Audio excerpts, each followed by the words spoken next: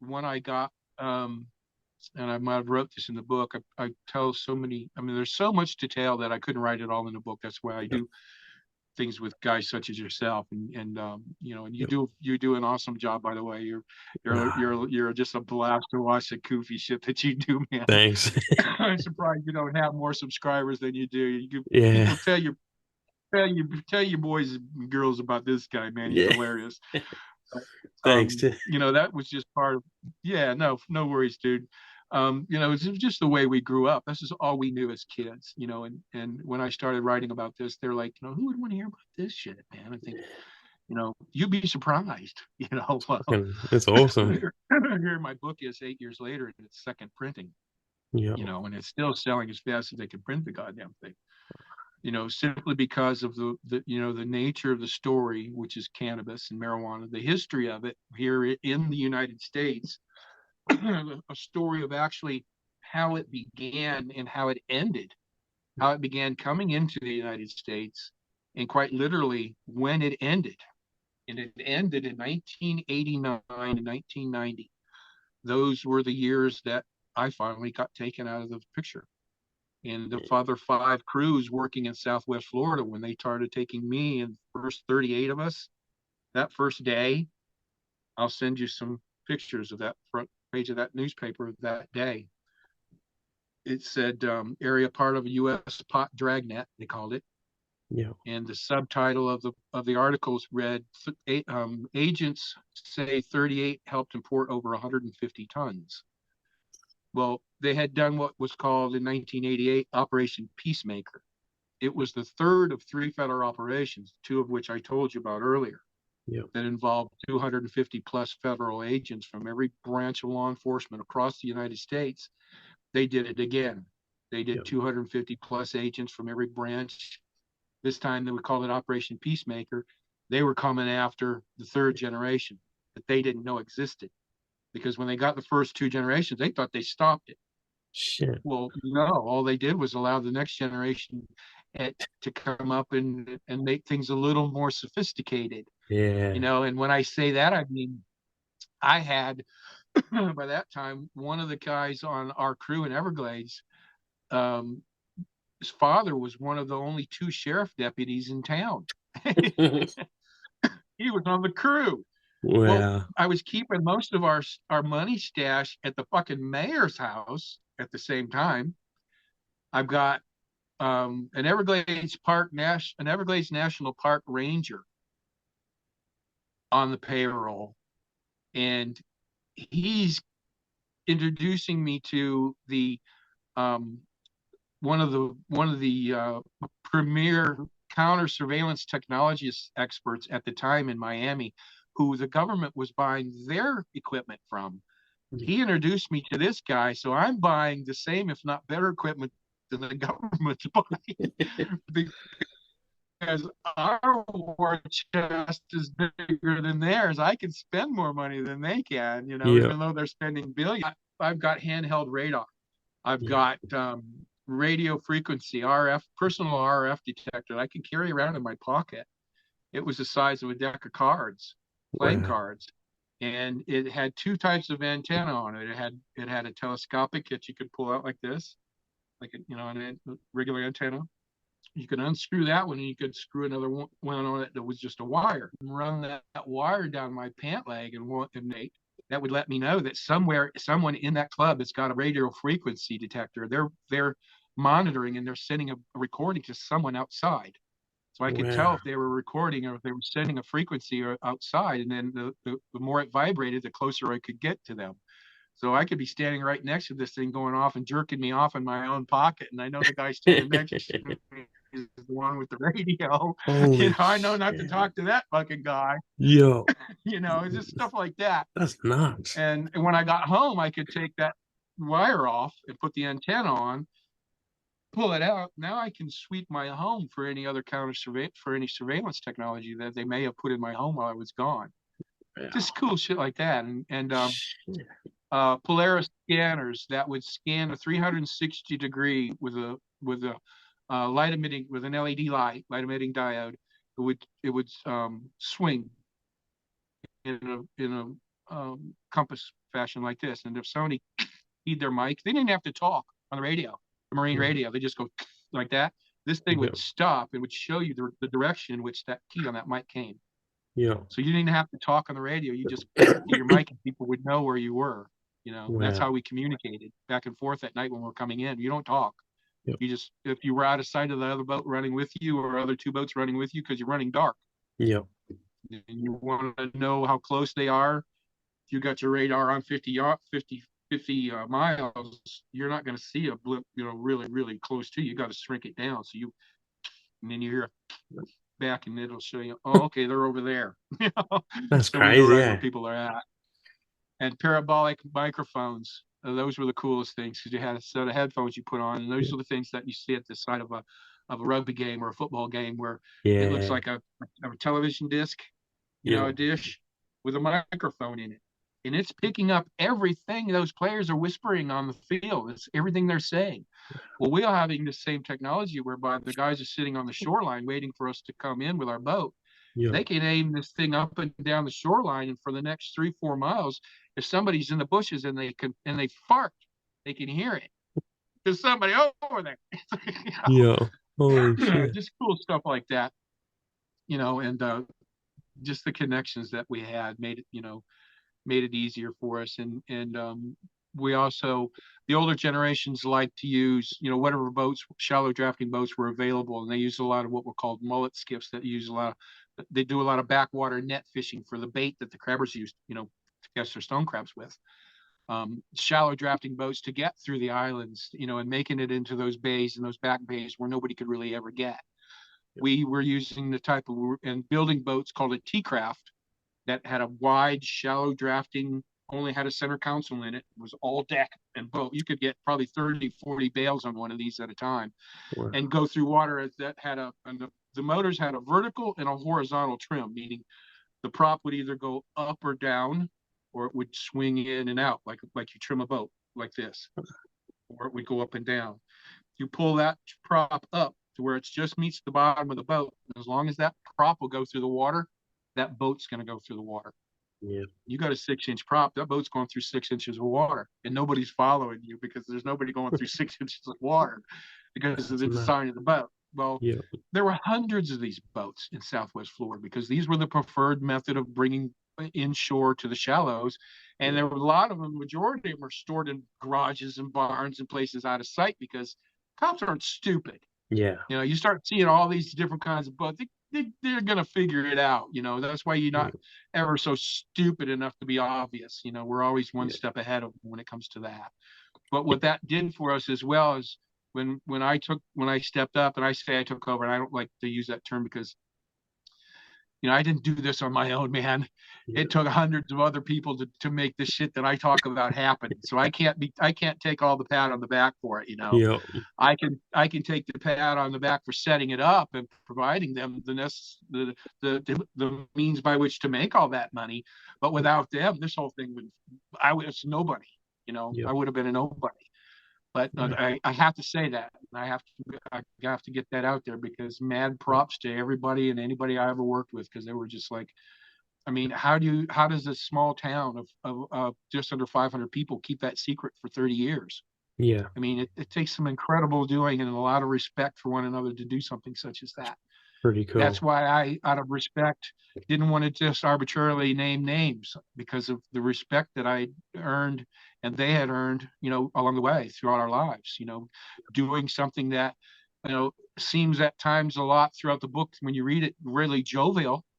Yeah. And there was a lot of fun. It was a fucking riot. I'd do it again if I had a chance to do it all over. I'd do it again, man. Wow. But at the same sense, it was actually really quite serious. I mean, these fuckers they weren't playing. The law wasn't playing games, man. But they were serious as hell about what it is they were out there and getting paid to do. That the United States government was literally spending billions of dollars to stop what we were doing. And at that time, we would you could hear on the news at night when the evening news would come on, they would talk about, the success of drug smuggling and drug importations are down by 30%, or, whatever. And we're looking at one another going, where the fuck are you coming up with this number, man? Because from where we're sitting, Yeah. where are you fucking people? Business is booming.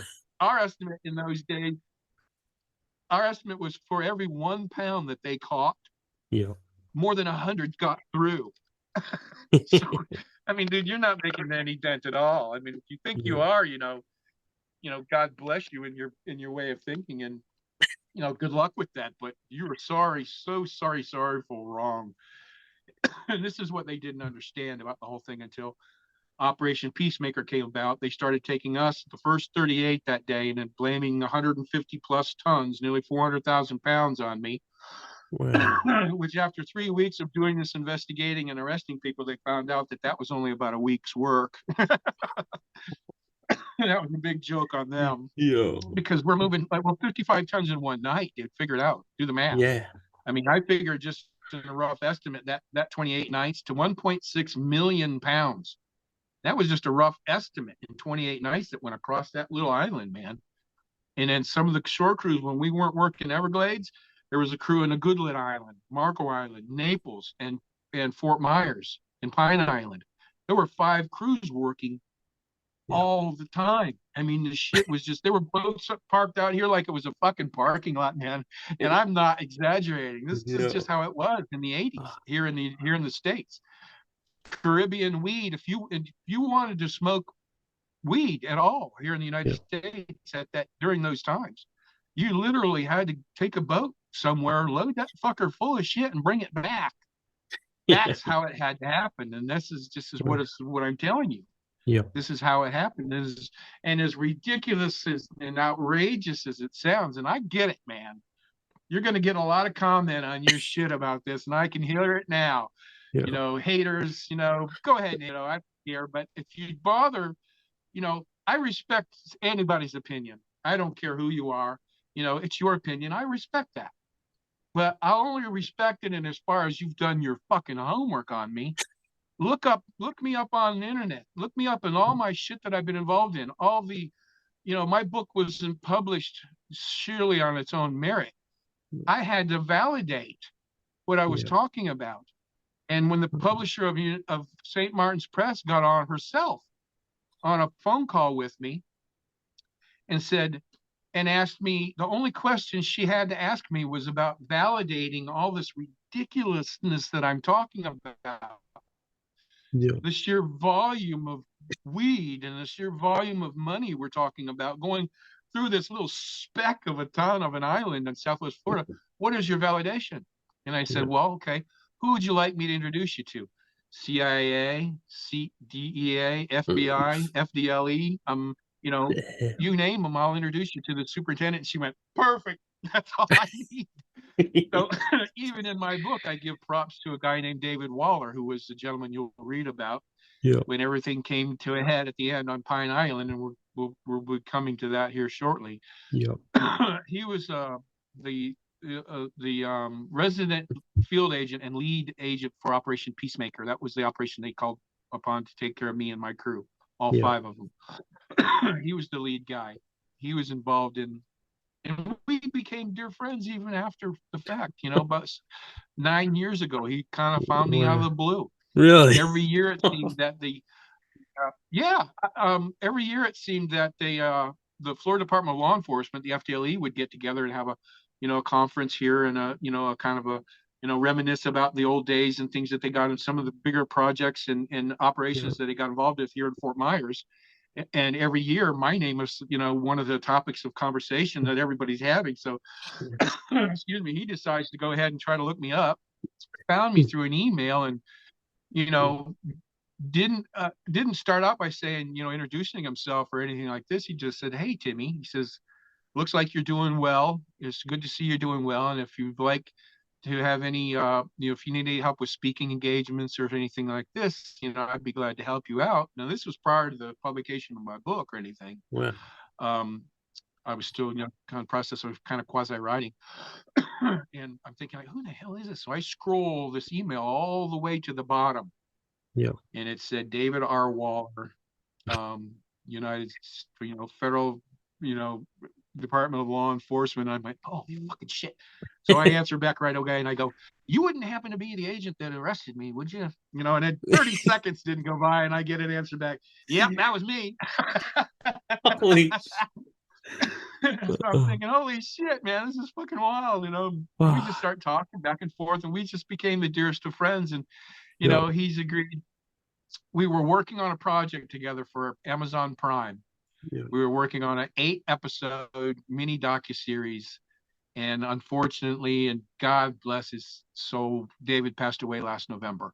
Oh, man. And that kind of went down the tubes with that. But I was more Yeah. sad for David than I was for the loss of the video. Yeah. Because somebody will pick me up. I don't know, somewhere along the line. I've done so many. I did one for Viceland video, and they put only a 9-minute, 38-second clip of it online. And Viceland, Australia, it got almost 13 million views in Australia alone. Just that one clip. And you can find it online if you Google my name, Tim McBride /Everglades. All that, everything about me will come up. So that's why I said, if you want to do your homework on me before you comment on any of my shit, do some homework, and then I'll respect what it is you have to say. But until then, you can go on thinking this, ridiculousness of it yourself, because I don't blame you. First time I said 20 tons to somebody, I lost them, man. But you have to wrap your mind around that. So, quite simply, Thomas, what wound up happening was, the work was so prevalent. There was so much going on, and the U.S. government obviously realized that they cut the head off the snake, but the body of the snake was still working, which was us kids. The infrastructure was still there. We continued on. It took them several years to kind of figure this back out again, but nevertheless, what wound up happening during that time was that the first and second generations, as they were getting their just due by the United States government and getting nabbed, and no one ever actually got caught on a load of shit. It was all a conspiracy mostly. Some stuff was seized, but no one was ever caught and captured. When they took the original 5 brothers, the Daniels brothers, the second generations of us, I told you earlier, when they had gotten arrested and they were taken in. Now they're standing in front of the federal magistrate in Miami, being sentenced. 5 brothers. Now, Craig, the youngest of the 5 brothers, had been busted before. He had done federal time before, so this was his second time. The judge made him aware of that, made sure that he understood that. Well, the judge is going over their list of seizures. These 5 brothers, they've got a Netherlands Antilles holding company worth about $8 million, untold number of properties throughout the Caribbean. Here in the States, they've got houses, cars, planes, airplanes, timeshares, hotels, motels, land here, land there, all over as far as Kentucky, which is in the middle of the United States. And on top of that, they seized $14 million, plus they seized 580,000 pounds of Colombian marijuana. Holy shit. Dude, who in the fuck has 500,000 pounds of weed laying around? Well, we do. These guys do. So the judge is reading this shit off, right? And he quite literally, and I'm reading the transcripts from Craig's, Craig's happening. Plus, he's telling me at the same time as I'm writing, I want to write this for the book. He says the judge, he's literally scratching his fucking head. He's going through papers like this. He takes his glasses off and he looks at all of us, and he looks us dead in the eye and he says, "Gentlemen, I have literally no idea how to sentence somebody like you." He says, "I have never quite, in all my years of being a magistrate, have I ever come across people such as yourself." He said, "There are no guidelines for people like you." So he was at a loss. But he turns to Craig and says, "Now, Mr. Daniels, Craig," he says, "I have to remind you again, sir, that this is your second time. I have to take that in consideration." "Oh, yes, sir, I understand." Craig's going, yeah. Well, the judge is, flipping through his papers again. He looks up at the other 4 brothers and says,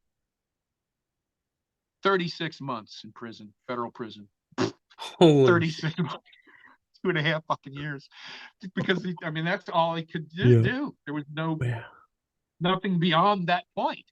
You Yeah. know, he used a little bit of judge's discretionary measures, which they had at that time regarding, you know, Yeah. they'd never been busted, they'd never been in trouble, they all have families, they all work hard, you know, all that kind of shit, Yeah. you know, went into play. But holy Christ, 36 months. So now the judge, it's almost a joke. The judge looks over at Craig and goes, "Now, remember, Mr. Daniels, this is your second time." And he says, "And once again, and let me stress, and I can't stress it enough," he says, "I absolutely have no idea what to do with somebody like you." He says, then he looks at him and again, and he's serious as shit. He looks at Craig and he goes, "Mr. Daniels, does 5 years sound like a long time to you?" He's asking.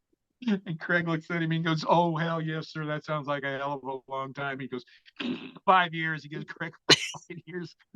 He's out in less than 3, right? Because Wow. of the laws the way they are. They give you good time, they give you statutory good time, you know, all this shit clicks. Okay, so they go, Wow. they do their thing, and I step up. I'm, you know, and here we are back to me again. I Yeah. get in, you know, I rested with that 150 plus tons, and you know, right away they want cooperation out of you. They want to know who Yeah. you're dealing with, who you're fucking with in Miami. You know, well, that wasn't happening. Yeah. You know, quite literally, because you know there, and even though it was done in such a non-violent fashion, and you know, of course, they could not have known this. There's no way they could have known this. You know, Yeah. maybe if they'd have taken a little more time in their investigating, but you know, what it came down to, it wasn't a matter of any, you know, um, brilliant investigative techniques or works, anything Yeah. like this. They got one of our guys, Yeah. squeezed his ass, and made him give us up, was what fucking happened. Ah. Now, when my crew's not working, they don't give a fuck what they're doing. This Yeah. guy, you know, in particular, I'm not going to name any names, of course, but he was in Colombia fucking around with cocaine, Yeah. and he gets thrown in a Colombian prison. He's part of our crew. Well, the United States government gets wind of him. They know he's in prison, so they go down there and say, "Look, we'll get you out of this fucking hellhole. Here's what we need you to do for us." Yeah. So that's how it Yeah. started. None of us knew he was in Colombia fucking around because, like I said, nobody gives a shit when anybody else does on their own time. I don't care what the Yeah. fuck you do. When you're ready and it's time to work, they're expected to fucking show up because you've been prepaid. You know, you've been in advance this. Yeah. So they bring him back and put him right back to fucking work on one of our chase boats. Now, I explained to you what a chase boat does. It Yeah. goes offshore with a load boat, follows that load boat back in. So this particular guy was in on this one job right from the very beginning. 57,000 pounds is what I set up. And I arranged to have it taken to 2 different places for 2 different crews to work. One crew went to Everglades City. That's where I grew up. That's the guys that I grew up with. I knew they could handle their shit on their own. I hadn't worked all that often or very much with the Pine Island crew, so I went up there to be with that half of the work. Well, the chase boat on that crew up there was this guy that the feds had already had in their pocket. So Yeah. they had been watching me. They followed me to Key West when I'm looking for boats, you know, and those kind of shit. They knew everything. They knew what the fuck was going on right from the very beginning. So that night, this is October 9th on a Tuesday, I remember. Yeah. We're up in Pine Island. And if you understand the geography of the area, and I encourage you to, you know, look at Southwest Florida and all the little islands that make up the barrier islands and stuff on the coast, you know, Yeah. you'll understand how this could have been done, you know, in the fashion in which it was done. Well, the Pine Island crew had taken us from a motel, and I had noticed for some reason a tan Bronco that looked like, you know, and even commented out loud that no, these Yankees are lost, man. They don't know where they're going because they're driving all around this parking lot at this Oh. motel. We just thought they didn't know what the fuck they were doing. Yeah. So later on, as we're out, you know, we're out in bumfuck into nowhere land on this island where nobody has any business being. There's an old, grown-up roadway of sorts to a dock that's all broken down on this backwater. Yeah. That's where we backed our big box truck into, and we're going to load this box truck at this dock.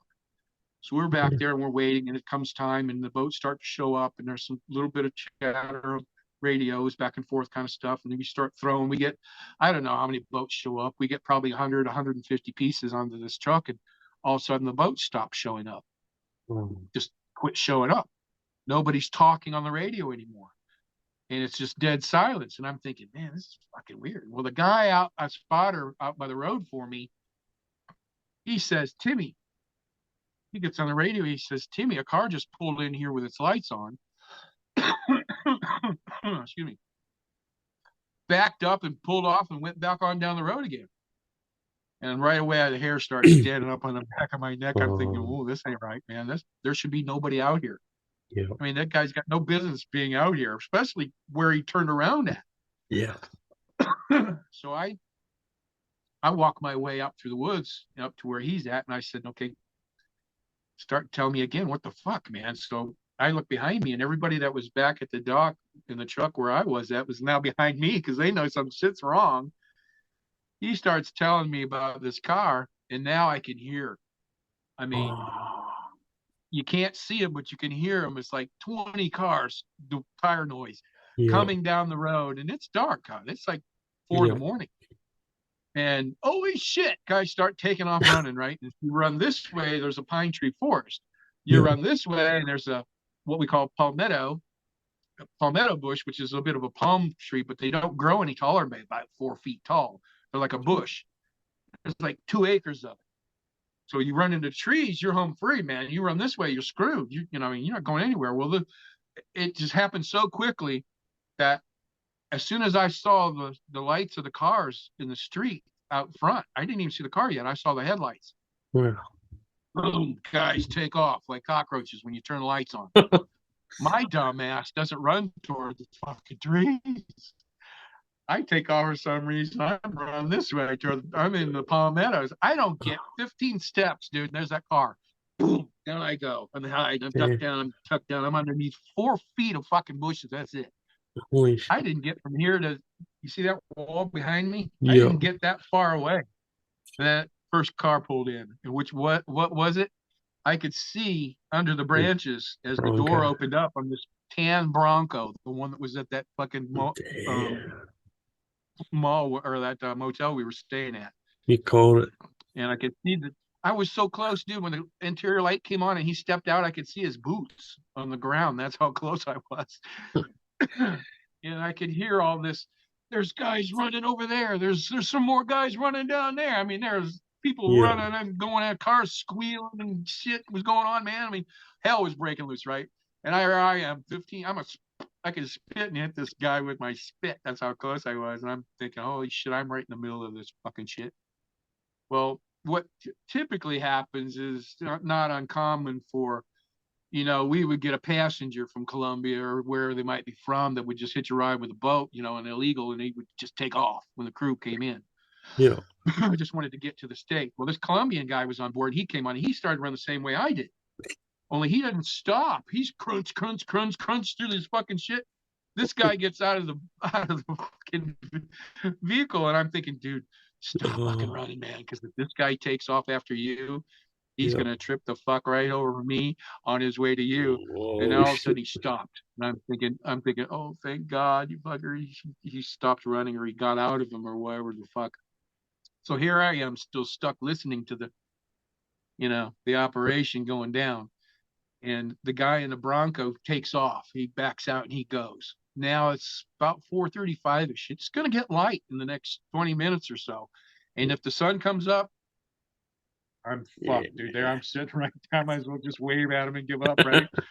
So when he takes off, I hear another car pull up out front in the road because I'm at the corner. I'm at the main road out front. I'm at this little piece of shit driveway. I'm right here.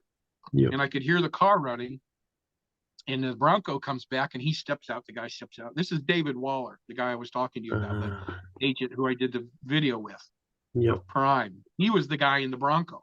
Wow. And so the guy in the car, when he shuts the Bronco door, the guy in the car goes, "Hey, what's up?" David yells, he says, "Dude, I'm going to go back in there and see what we got." And the guy in the car yells back at him. He says, "Hang on a second. I'll walk back in there with you." And I'm thinking, oh shit, this is my chance, dude. And they go trucking back into the woods together. And I give them a good couple minutes to make sure they get back their ways. But the car in the street is still running. And I'm thinking, you know, if there's somebody in that fucking car and I lift my head up over these bushes to look. Whoever's in there is going to see me, man. Yeah. One of two things is going to happen. One, I'm either going to have to tackle and beat the schnot and fucking knock this fucking guy out, or two, he's going to shoot me while I'm Yeah. running. And I said, now the sun's up. I got no choice. I look up over them fucking bushes and there's nobody in that car, dude. I took off running like a shot, man. I ran across the road and Yeah. I'm in the trees and the bushes and I ran till I couldn't breathe. I mean, I don't know how far I ran. I dove under a pile of fucking brush in these trees and I laid there waiting for the sound of people running behind me, thinking maybe somebody had to see my ass. I mean, there was hundreds of guys that sounded like out there. Somebody had to see me. Well, nobody was running. Nobody came after me. And I lay there all fucking day and listened to the helicopters flying over, and I listened to them pulling my box truck out of the woods, banging through the branches and shit, and all this stuff going on, and it gets to be evening time, and I'm laying there and I'm still all covered up, and I heard this crackling noises like footsteps, and I opened my eyes and I kind of looked sideways like this, and there's a fucking bobcat. Now this thing had to weigh 80 pounds. If it weighed a pound, it was a big fucker. Yeah. And it was like doing this one of these. It was taking steps and was sneaking up on me like this because it could see my eyes moving, but it Yeah. couldn't tell what the fuck was going on. And Holy I'm shit. laying there thinking, God damn it, now I'm getting pissed. I'm thinking, dude, I just spent the night and this whole day running away from the law, trying not to get nabbed, and now I'm going to get eaten by this fucking thing. And I said, nah, my inner monologue's going like this, and I'm telling myself, there's no fucking way. So I didn't even think about it. I just went like that, and I threw the branches and the leaves in the air, and I screamed as loud as I could. That fucking thing jumped 3 feet in the air. It flipped probably 4 times while it was doing that. When it hit the ground, it took off into the trees like it was shot out of a cannon. Man. I scared the piss out of this thing. Holy And shit. then now it was dark. It was time for me to start walking my ass and to figure out how the fuck I'm going to get out of there, because this is the next night now. Ah, I'm now 24 hours have gone by. I'm hanging out in the fucking woods. yeah. So I do remember 3 miles or so down the road was a fish house that I could, maybe sneak up on and see what the fuck. Well, it's 2:30 in the morning, Yeah. and I get to this fish house, and there's lights are still on inside. There's somebody in there, Yeah. and the lights are on in the parking lot. And I'm standing off into the bushes, out of the light, and I see this is before cell phones, and I see a phone box in the parking lot, Yeah. but there's lights on. All the parking lots lit up like a goddamn infield at the 50-yard line. And I'm thinking, how the hell am I going to get down there to this phone without somebody thinking, who's this fucking guy out there coming out of nowhere, Yeah. So as I'm thinking about what the fuck I'm going to do, these two shrimp boats pull in and dock, offload their catch. This all takes about an hour and a half, and I'm still sitting there trying to figure out what the fuck.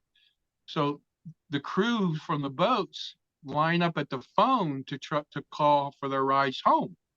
Yeah. So I'm thinking, bingo. I just kind of strolled down there out of the room and got in line with the rest of the fucking guys. When it got to my turn, I opened the book up to taxis, to the T's and the A's, and the first one I saw, I called. Yeah. And I promised that fucking guy $600. I said, I'll give you $600 cash. Come and get my ass right now. I don't care. It's, 3 or 4 in the morning, whatever fucking time it was. He said, and plus I'll give you your fare. Yeah. Just get me out of here. I'm tired of been fishing. I want to go home. He says, you're not kidding me about that money, right? And I said, no, you show up like that. And while I'm talking to him, this sheriff's car pulls in the parking lot real slow. He's eyeballing everybody, and he pulls in, he goes around, he circles around behind me, and I'm kind of talking and looking like this, and he goes out another entrance over here and back down the road and takes off. And I'm thinking, dude, just get your ass here, man. I got to go home. I hung a photo. 40 minutes later, he pulls in. I threw $600 bills in his fucking lap, and I climbed in the back seat, and I scrunched down, and I said, get the fuck out of here. Get me to Punta Gorda, to the first hotel you'll find, and I'll be good. Yeah. That's how I got out of there. Holy shit. But then it wasn't much longer after that come the investigation, Yeah. about people and stuff, because we were at that motel. They saw the vehicle we were in. We were in Mark's van, Yeah. Clark's fucking van with his brother-in-law who ran the fish house. They were helping me out on the on that end. Well, when we all took off running, of course, they knew that the van was still parked at that motel, that somebody would eventually be back for it. Yeah. Well, Clark and his brother-in-law go back there and go to get in the thing, and they stopped them. And the DEA questions them, identifies itself and questions and this, and then they don't know nothing. We don't know because they didn't catch anybody there. Yeah. Everybody took off. Nobody was caught red-handed. All they Oh, got was the ship that was on the shoreline. They didn't catch not one soul, holy so shit. they couldn't keep them. They couldn't detain them. Yeah. But what they did was they searched through the van. In the back of the van, guess what they found? My fucking checkbook, my wallet, Oh, in the back of the van. So this investigation comes around, and David Waller, the guy I'm talking about, much younger, obviously, yeah. and really obviously very proud, of himself, and being the man he was. He was hot shit. He was that. He had that investigator kind of smugness to him. Yeah. I'm the bad guy. You're the good. You're the good guy kind of thing.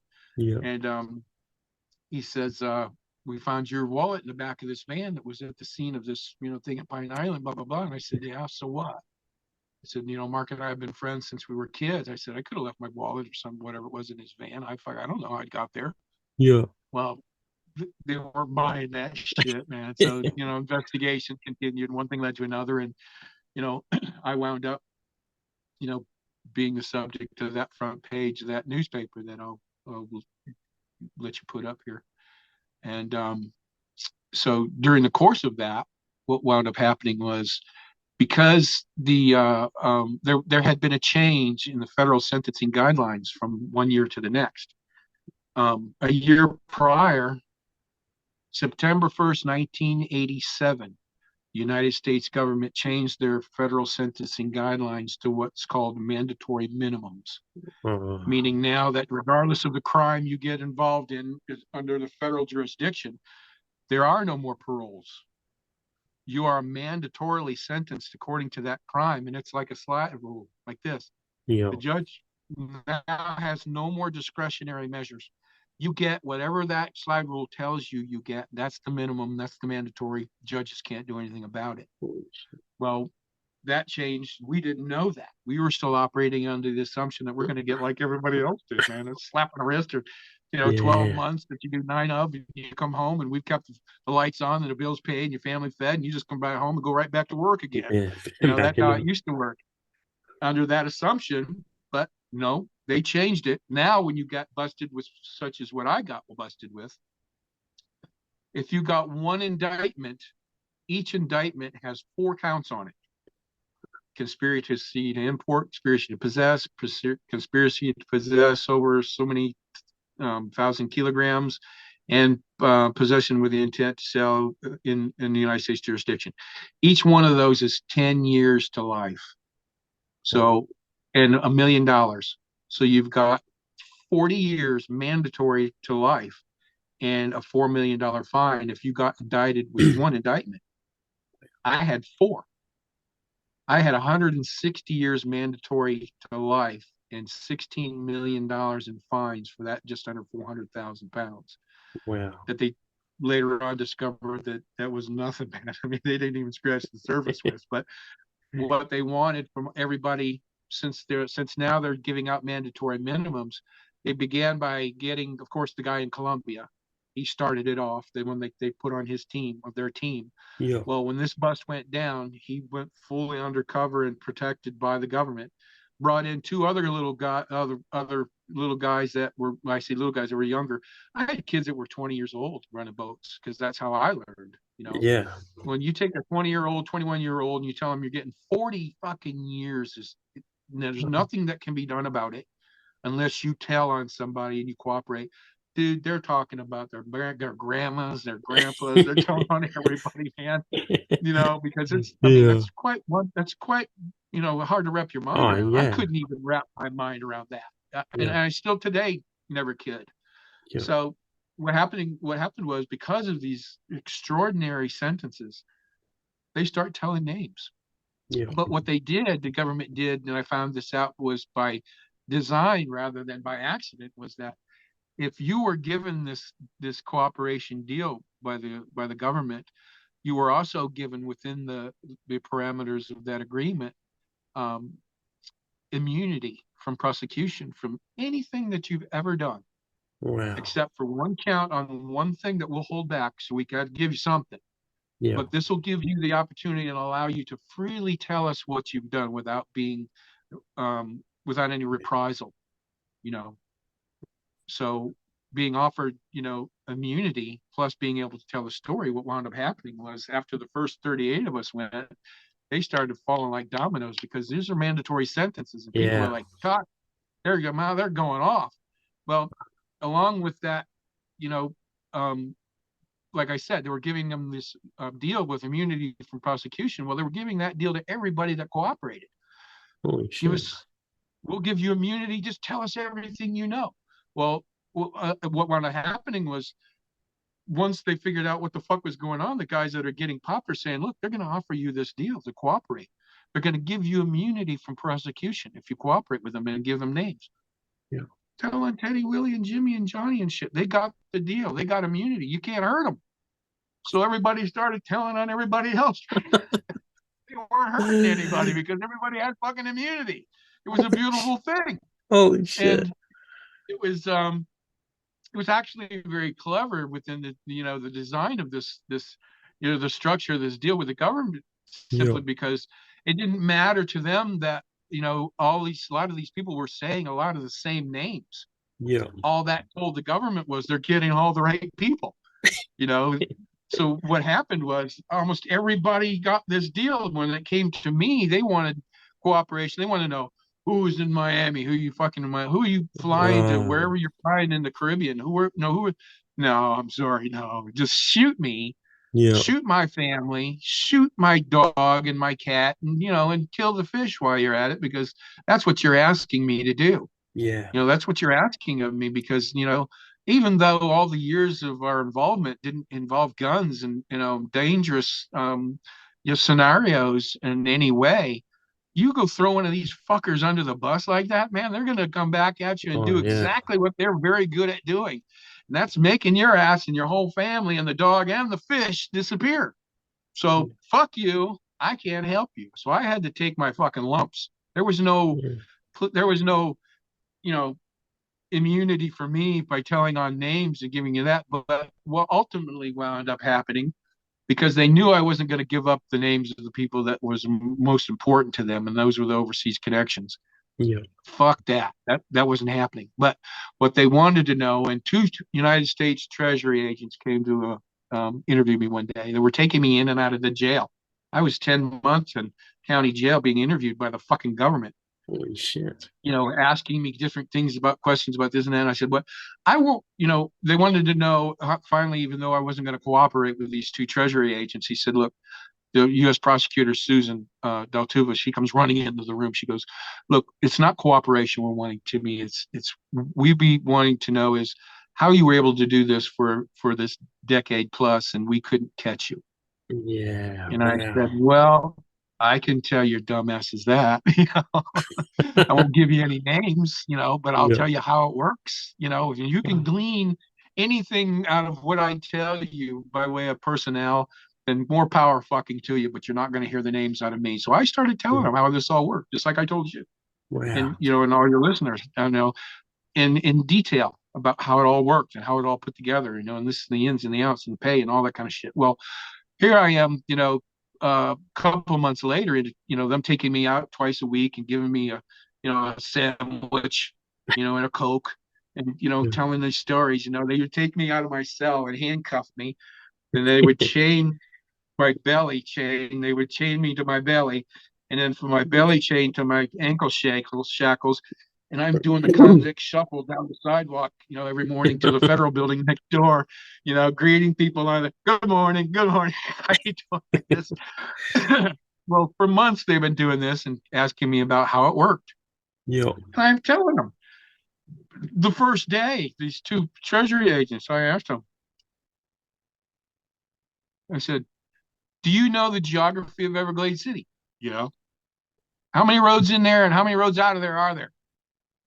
Well, there's one. And I said, yeah, there's one fucking road. And I said, how many roads are there from there to Miami directly? Well, there's one road, US 41. I said, yeah, you're damn right. There's one goddamn road in there, one goddamn road out of there. And how do you think we got all those millions of pounds of weed to Miami? I said, we didn't take it over there on the backs of pelicans and fucking porpoises, man. It went down that one goddamn road, and half the time we're waving at you, it was going down the road, Wow. And so, I'm telling them all this shit, week after week after week. And next thing you know, they take me out one day, take me down that same hallway, only they pass the room that I usually go into. And they take me in a room where this one guy sitting there all by himself, and he's got a polygraph machine. Yep. They're going to put me on a lie detector. Because they're hearing about all these millions upon millions of dollars and all this cash in Everglades and all this weed that's going across this little island. They weren't believing me. They thought I was full of shit. Holy So shit. they hooked me up to this fucking lie detector and this polygraph and shut the door with me and this one guy in there. And half hour later, I go walking out of there with a big ass grin on my face. And I turn around and look at all these fucking investigators, and they're scratching their head, going, "Fuck, he's telling the truth." Holy shit. Yeah. And that's what they got out of me, Yeah. So when it came time for my sentencing, my attorney, my local attorney, this was too high profile of a case for him. He couldn't take it. He said he advised me to hire his father-in-law, who was a big-time criminal attorney out of Baltimore, and it cost me $1.2 million for this guy. I paid everything, expenses and everything. Even gave him some extra, $1,200,000. That's a night's work. Yeah. I said, get him down here. So he did his best for me, and everything he did for me, and we wound up working with the government, and they capped my sentencing at 20 years, regardless of whatever happened. They wouldn't give me more than 20, but because of the mandatory 10 years, they couldn't give me less than 10. So it had to fall somewhere within that range of teens. Yeah. Well, when it came time for my sentencing, the judge, she's looking down at me. Elizabeth Kavakovich was her name. Yep. And she was a tyrant. She was a tyrannical bitch. Yeah. If there ever was one. She, somewhere along the line, somebody must have in her family got fucked up on drugs somehow or somewhere, and she got a crack in her ass. I mean, as wide as the Grand Canyon, dude. And she said, I've got a mission beyond my job, she said, and it's directed at people like you, Mr. McBride. And she said the men and the women of this country didn't fight World War I, World War II, Korea, and Vietnam for you to come in here and mess it up with drugs. And right then my ass went, you. I knew I was sad at that time. I said, this bitch is out for blood, man. She's fucking serious. And she said to me, she looked me right dead in the eye. And she said, Mr. McBride, she says, because of the invaluable information that you were willing to give up, we didn't consider it, cooperation under the terms of the agreements or how it's written in the United States codes annotated. Nevertheless, she says, I'm going to sentence you to Federal Correctional Institution, FCI, in Tallahassee, Florida. And she went on to describe it as being the hub within the Federal Bureau of Prisons, whereby if you wanted an education of any type, college degree, any kind of thing like that, submitted a request for transfer to be taken to Tallahassee, where they had brought in professors and teachers that were civilians into the prison and gave you an education that you wanted on the government. They encouraged this sort of thing. So in my prison I was sent to, Tallahassee, she said, I'm going to send you there because it is the hub of education. What I'd like you to do while you're there, Mr. McBride, is spend the time and take advantage of the facility, because I'd like you to be able to, when you released and you come home from that facility, to be able to make the kind of money that you're accustomed to making. Holy I almost laughed out Wow. loud at her. I started to stop myself because I'm thinking in my head, where the fuck are you going to send me and teach me how to make a couple $1 million overnight? Yeah. I want to know where that fucking school is, man. Send me there. But Fuck. little did I know that it would have a reciprocatory effect here 30 some odd years later after having written a book, about this goings on. A lot of the information that I gleaned as a writer, as far as how to integrate the sights and the sounds and the smells and the textures and all that goes along with the story and the ambience that you can't get unless you explain it to an audience. I was taught that by a bank robber who actually ran the legal library in the prison. Yeah. Every federal prison by law is required to have a legal section that allow you access to legal material Yeah. by law, so you can work on your own cases. And they have clerks that work within those areas that help guide you through the law process, and Yeah. finding cases that represent yours and are similar to yours. Because here in the United States, our form of jurisprudence works on what they call precedent, meaning that if somebody is guilty of a crime that is similar into yours, you Yeah. cannot be adjudicated differently. You have to be adjudicated fairly and similarly in the same way. Yeah. That's why you say you're a bank robber. Okay, depending on what circumstances may have happened within the ongoings of that committing that crime, may dictate certain things, but nevertheless, you cannot get more than X amount of years for bank robbery, let's say. Yeah. That keeps the system fair. Yeah. So what I did is my job was to not only keep the annotated books up to date with new cases, because every new case that's adjudicated within the federal system has to be put in these books Yep. and added to that bank of reservoir that you use to cite cases that are similarly spoken of about your case, Yep. because this guy has similar things as to my reading and the reason the same as his. So you can't be adjudicated one way and him another. You have to be done the same way. So that's the process that these guys go through. And this is the process by which I went to the University of Honolulu and got a degree in law to Holy learn shit. this. That's I awesome. also got a degree in literary arts at the same time, because what the fuck else are you doing in prison? Yeah. Not only that, Dennis Lehman, the bank robber I was telling you about, who was head of the law clerk, Yep. was a published author in his own right at that time. He had published a Wow. book called The Get Backs of Mother Superior through Random House, and it's an amazingly funny story. But about prison story, obviously. But Yeah. he had taught a writing class in prison that I had been taken part of, and he is the one who I credit for teaching me those little nuances about sight and sound and feeling the wind in your face, and just those little extras that make the story a little more engaging. I learned Yeah. that from him.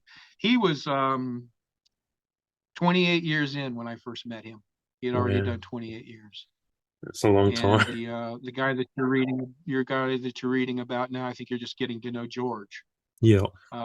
that we played gin rummy with every night. And the book, by the way, for those of you who are interested in maybe picking it up, is not just a boring statistical romp through the war on drugs, man. It's just simply me sitting on the there it is, me sitting on the couch next to you, telling you these outrageously crazy ass fucking stories that no one on earth would believe if the law enforcement wasn't backing up my story. Um, Yeah. so George, being a bank robber himself, had been in 32 years before I met him.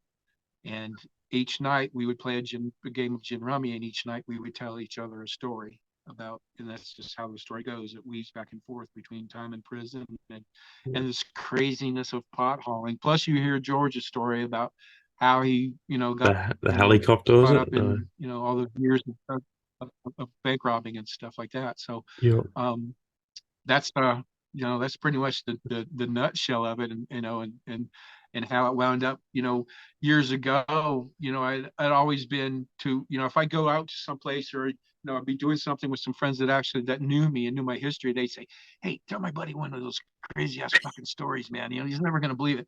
And Yeah. inadvertently, they'd always come up with something like, "That would make an awesome book," or what a Yeah. cool movie that would make, shit like that. So Yeah. always having heard this, and I guess somewhere in the back of my mind it stuck, and I just George was quite an interesting guy, and became the type of relationships that are forged within an environment such as that are the type of relationships so that can't be forged in any other way.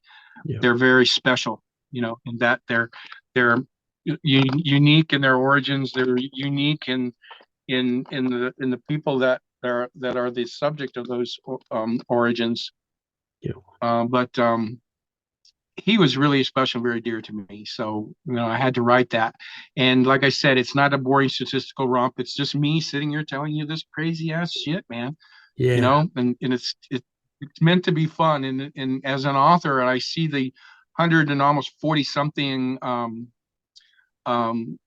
reviews that are on Amazon right now. There isn't a bad one amongst them all. I mean, one guy kind of goes off the rails on me a little bit because I think he was probably either a cop or, he might have been a hack at a prison or something like that. But at the Yeah. end, he said, I wouldn't mind having a beer with the guy, Yeah. shit like that. But, Yeah. nothing is more gratifying to an author than to have your work turn out exactly how you intended. And my intention was to pull your ass to the front of the seat in the first couple of sentences and keep you there till the last word is read. Yeah. And hopefully that it'll do that for you should you decide to go ahead and and get a hold of the book that down there, down under. I love my Australian friends, man. I've got a few of them. Yeah. One that I chat with quite often, she's in an area called DY, and that's not far from you, is it? EY. I don't Yeah, know. DY. I think it's north of Sydney. So DY and No, DY Beach. I'm on the other side of the country. Yeah, Oh, you're way over there on the fucking. Oh yeah, on the okay. west. I Yeah, thought oh yeah, you're on the west end. yeah, I thought for some reason you were in the Sydney end, but your area code was different than Sydney's, yeah. Western so it didn't Australia. work. Yeah, yeah. So, Oh, okay. where are you in Perth? Uh, Sort of northwest there. Port Hedland. Oh, okay. It's a port. Yeah, Man, I like a was all little. fucked up. I was on the wrong end of the country, man. There's a whole lot between you and the other side, man. A whole It's lot all of good. nothing.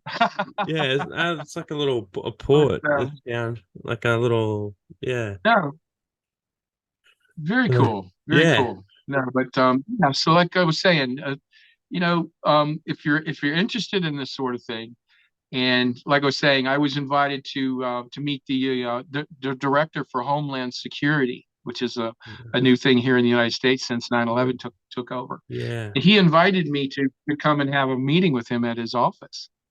He said, if you wouldn't mind showing up, you would mind coming to my office. I don't give a fuck, dude. I'll show up, Yeah. And so I had a chat with him, and that was when he imparted some really interesting things to me that I didn't know. And of course, I gave him some information that he obviously didn't know.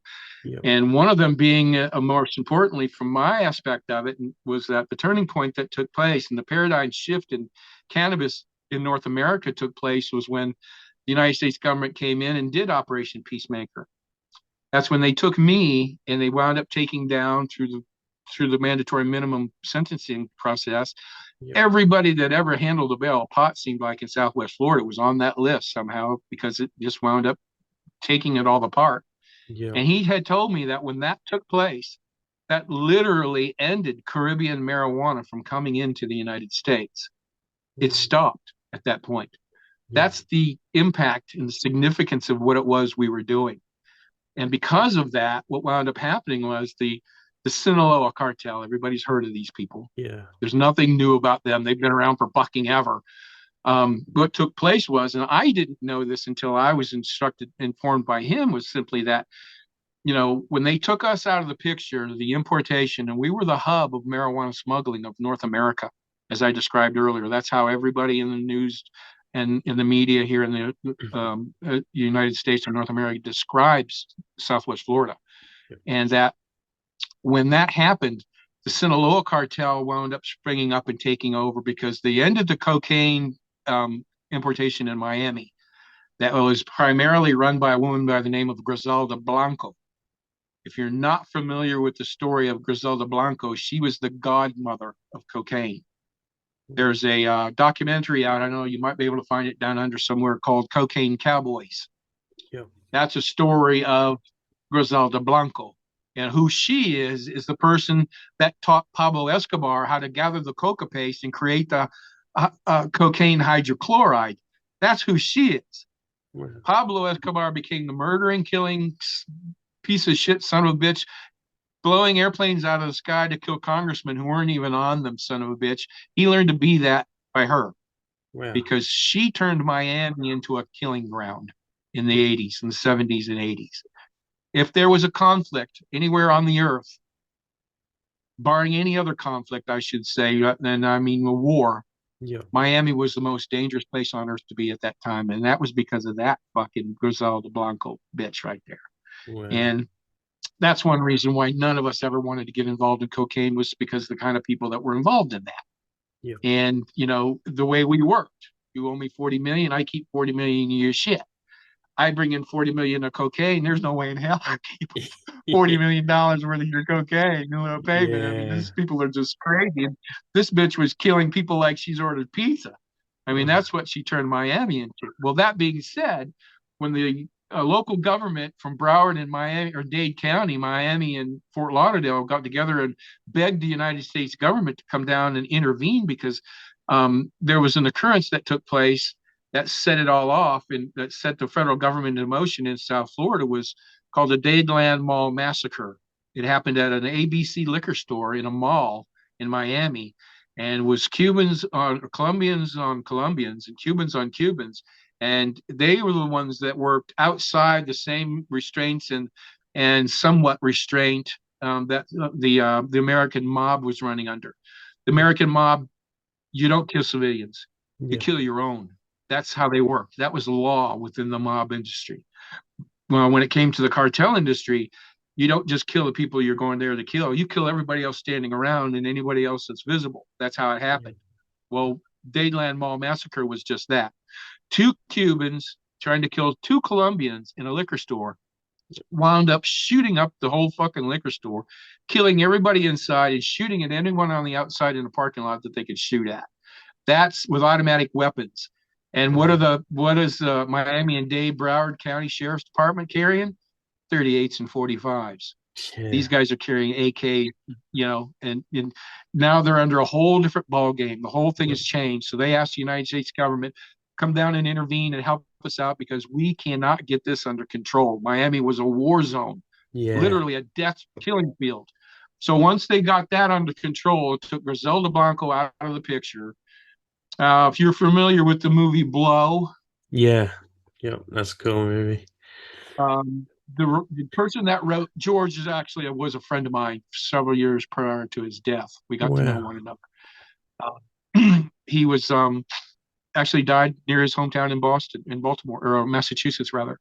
But he's the person that wrote his book. Bruce Porter actually published through my publisher as well. That's one of the two reviews that appears on the back of my book was Bruce Porter, who wrote the book Blow.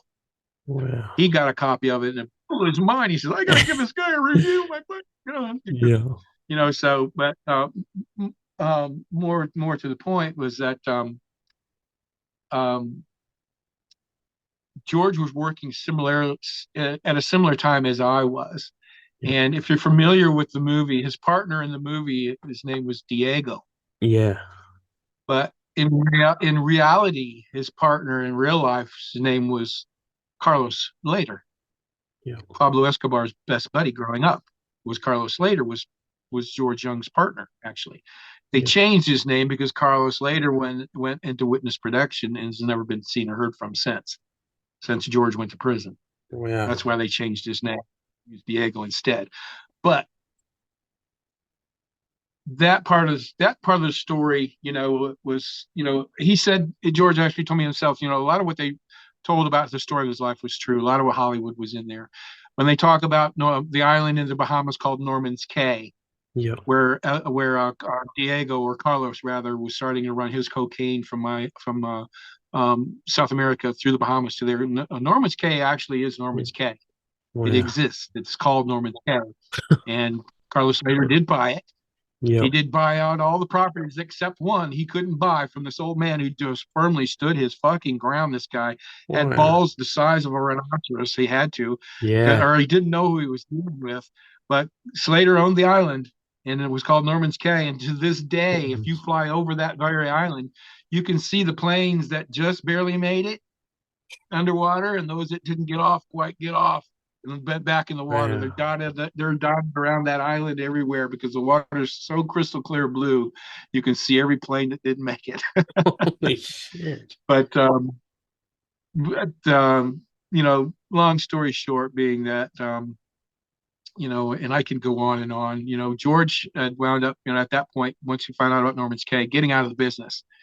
So he Yep. wanted to go back to Panama where he and Carlos had deposited $30 million each. If you recall in the movie, Yep. they went down there and he made the comment about, well, I give you $30 million and you give me this little book, Yep. the receipt book for the account. Well, Yep. when he went back to get his money, if you recall in the movie, the bank manager said, "Wish you'd have called because the Panamanian government has appropriated your funds." Yeah.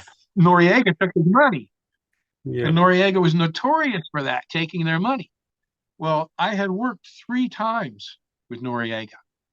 First time I didn't know who the fuck he was because, like I said, my deal with Carlito and Leo in Miami was, you just bring me the shit. I don't care who it is and it belongs to. Yep. But another story for another time. I wound up doing a job with Noriega. He wound up knowing me, and in a matter of speaking. But my connection in Colombia, my guy that I worked with in Colombia, he told me after he heard about who's 60,000 pounds I just got and delivered. He warned me at that Yep. time. This was like in 70 or no, in 1988, no, 86, 87. He warned me. Yep. He said, Timmy, he says, we're friends, we do good business. He says, but let me just warn you, don't ever give that man your money. In Yeah. other words, don't ever put your money in one of his offshore accounts, in one of his banks, because he will fucking take it from you. Yep. Well, what happens 5 years later? He takes George Jones' fucking money, and he takes Carlos Slater's money. He was right. So that's why I never put money in a Panamanian bank. I worked with the guy. Yep. He didn't know me. I didn't know him for shit, but I made him like $80 million or some shit. My Shit. first load, my first load for him was 60,000 pounds, and that's a whole story within itself. But Holy shit. yeah, I mean, it's just, I mean, the story continues, man. Yeah. It goes on and on. I'd be really excited and very grateful to come back and spend some more time with you, and Yep. and just continue, because there are times when I've been known to do some of these podcasts at 6 7 hours Yeah. and then turn them into 2 or 3 episodes. But Yeah, man. um, I think for now, I think for now you've got a pretty good taste, haven't you, brother? Yeah, man. It's been awesome. This is fucking cool.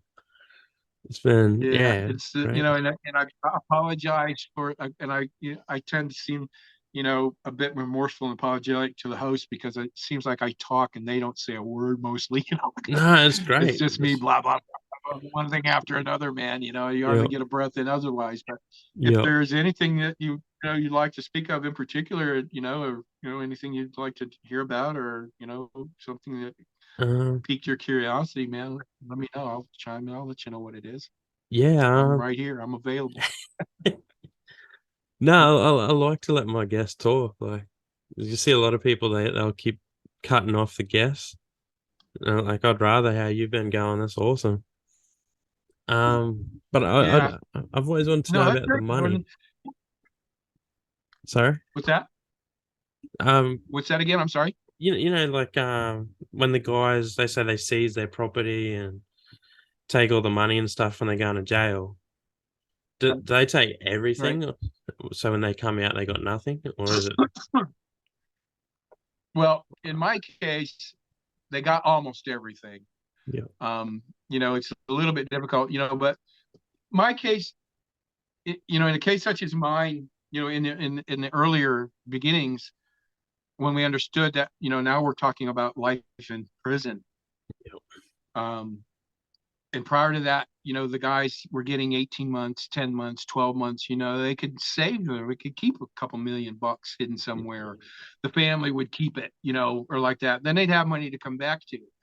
But, it never occurred to me to try to save any money because, dude, I wasn't coming home. Yeah. As far as I knew, I was going for life. I was going away for life, Yeah. or I was at least going away for 40 years at the minimum.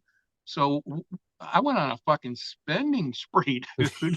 I was yahooing it like a bitch. Yeah. I was pulling shit and pranks. And one guy I sent in to buy a car, a Camaro, because I knew the dealer or the salesman was at the Chevy dealer where I bought my Corvette. I knew him from another dealership, and I saw him back in there one day. So I told the owner, the Chevrolet owner, I said, I'm going to buy that Camaro right there. And I gave him cash for it, bought outright. And I said, tomorrow I'm going to have a friend come up looking around for cars, and I want that guy over there, to Yeah. take him in that car for a test drive because he's going to be looking for a Camaro, and I want him to take that car. So Yeah. he came up the next day, and I told the guy that I sent up there, I said, when you pull out of there, dude, there's just about maybe not even a quarter mile down the street, there's a Kmart, the big, huge parking lot, it's department store like looking place with, the night lights, the parking lot lights have these cement buttresses around the bottom of them, so in case people back into them and shit. Yeah. And I said, what I want you to do is take that car for a test drive down the street to that parking lot.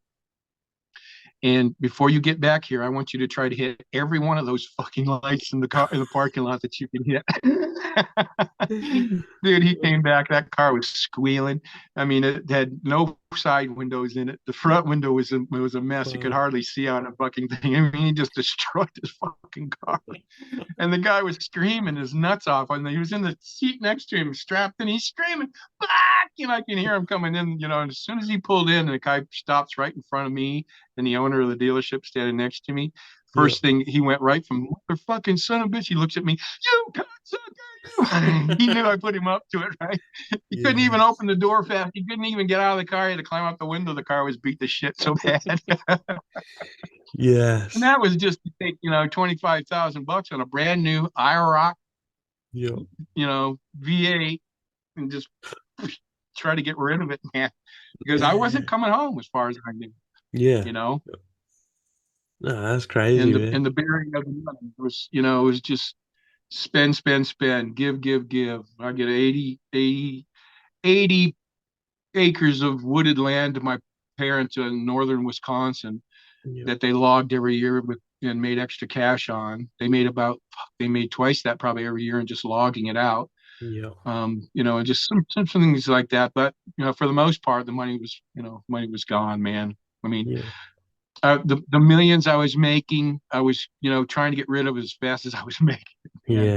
Yeah. And if it was like buying the houses, I got a house in the Bahamas that I got just one day because Carlito and Leo were tired of counting money. Holy We've been shit. counting for almost 3 days. And when we get down, it was always their tradition, being Cubans that they are. Yeah. And that in that era, cocaine was prevalent. Obviously, Miami was awash with the shit. Um, we'd get down to like the last couple hours, the last half a day of counting money, and Carlito or Leo would send one of the cousins down the street to get some coke. Well, they wouldn't come back with a gram or an 8 ball or some shit. They come back with a half a pound or some shit like that. Next thing Holy you shit. know, Yeah. I'm the only one in the kitchen counting. Everybody else is peeking out the fucking windows like this, trying to see, the cops behind every car and every tree out there. Holy shit. So we're sitting there one day, and then Carlito sends his cousin down the street. Cousin comes back, and they're all like 20 minutes later. Everybody's at the windows, and I'm counting money, and I hear Carlitos. He's standing at the window, and he turns his head he's still looking out the window, and he goes, How much is left out there, Timmy?" He's talking to me from the living room out of the kitchen. And I said, I don't know, man. There's like just under 300,000 maybe on the table. And so he's quiet for about another 10, 15 minutes. So I'm getting down to about 250, 260,000. I think, I can judge by what's on the table. And he goes, you know what? I got this house in the Bahamas I've been trying to get rid of. He says, I've got an eye on this place in St. Martin on the north end, on the French end.